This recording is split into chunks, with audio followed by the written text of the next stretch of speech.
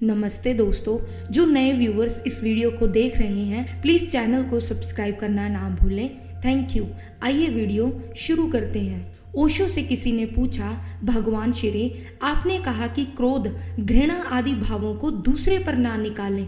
पति पत्नी एक दूसरे का शोषण करते रहते हैं। तो ओशो कहते हैं, चाहे क्रोध हो, चाहे काम या अन्य कोई संवेग, दूसरे की जरूरत अनिवार्य नहीं है और दूसरे से बंधकर जो भी वेग निकलेगा उससे श्रृंखला निर्मित होती है। क्रोध आया और किसी पर आपने क्रोध प्रकट किया तो दूसरा भी क्रोध का प्रत्युत्तर देगा, तब और क्रोध आएगा, तब इसका अंत कहाँ है। इसलिए जब भी दूसरे के साथ हम किसी भाव से जुड़ते हैं तो हम एक अंतहीन उपद्रव में पड़ रहे हैं। संन्यास का अर्थ ही यही है कि अब से मेरे भाव और मेरे संवेग दूसरे से मैं नहीं जोड़ूंगा।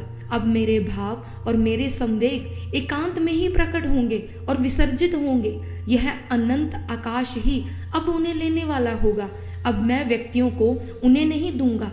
व्यक्तियों को देने का अर्थ ही यह होता है कि मैं संबंध निर्मित कर रहा हूँ, एक श्रृंखला बना रहा हूँ। दूसरा भी मनुष्य है, मेरे ही जैसा कमजोर है, उसमें प्रतिक्रियाएं पैदा होंगी। दूसरा आकाश जैसा तो नहीं है कि तुम्हें आत्मलीन कर लेगा, आत्मसात कर लेगा और प्रत्युत्तर ना देगा।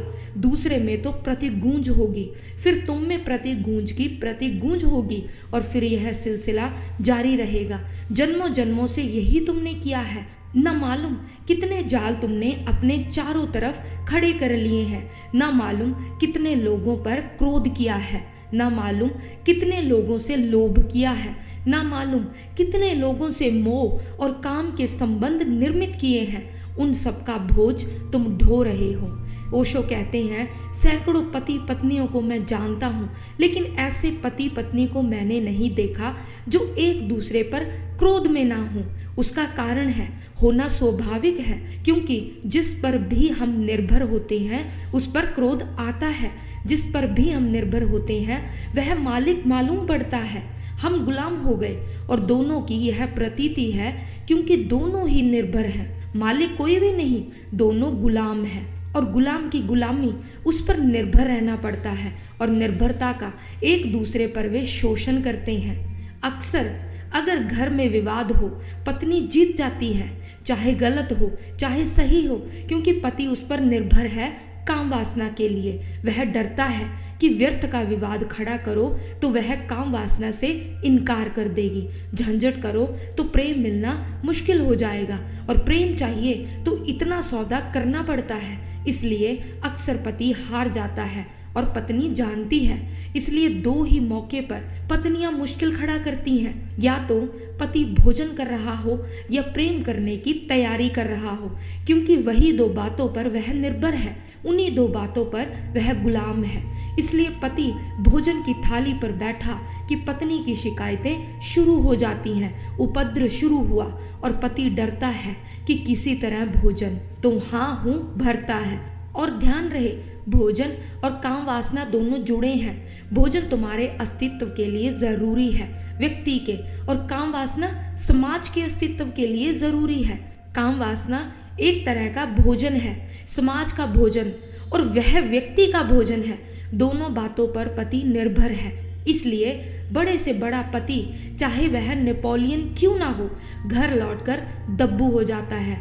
नेपोलियन भी जोसेफिन से ऐसे डरता है जैसे कोई भी पति अपनी पत्नी से डरता है। वह सब बहादुरी, युद्ध का मैदान, वह सब खो जाता है, क्योंकि यहाँ किसी पर निर्भर है। कुछ जोसेफिन से चाहिए जो कि वह इनकार कर सकती है। ओशो कहते हैं, वैश्याएं ही अपने शरीर का सौदा करती हैं, ऐसा आप मत सोचना। पत्नियां भी करती हैं, क्योंकि यह सौदा हुआ कि इतनी बातों के लिए राजी हो जाओ तो शरीर मिल सकता है, नहीं तो नहीं मिल सकता। शरीर चाहिए तो इतनी बातों के लिए राजी हो जाओ। इसलिए पति का क्रोध पत्नी पर बना रहता है, पत्नी का क्रोध पति पर बना रहता है, क्योंकि वह भी निर्भर है इस पर।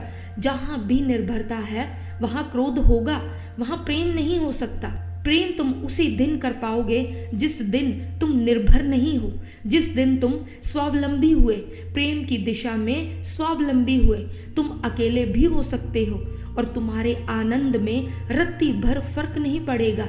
बस उस दिन ही तुम प्रेम कर सकोगे और उसी दिन पत्नी तुम्हारी तुम्हें सताना बंद करेगी, क्योंकि अब वह जानती है कि अब सताने का कोई अर्थ नहीं रहा, अब झुकाने का कोई उपाय नहीं रहा।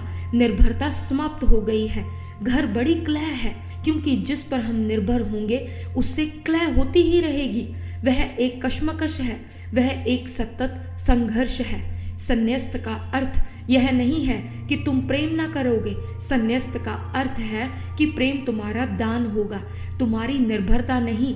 तुम दे सकते हो, तुम बांटोगे, तुम शेयर करोगे, लेकिन यह एक मुक्त व्यक्ति का दान है और तुम इसके बदले में भी कुछ ना मांगोगे। तुम दोगे क्योंकि देना तुम्हारी खुशी है। और जिस दिन कभी दो व्यक्ति एक दूसरे को प्रेम दे पाते हैं, जब देना सिर्फ खुशी होती है, किसी तरह की कोई निर्भरता और सौदा नहीं, उस दिन ही इस जगत में पति पत्नी की घटना घटती है।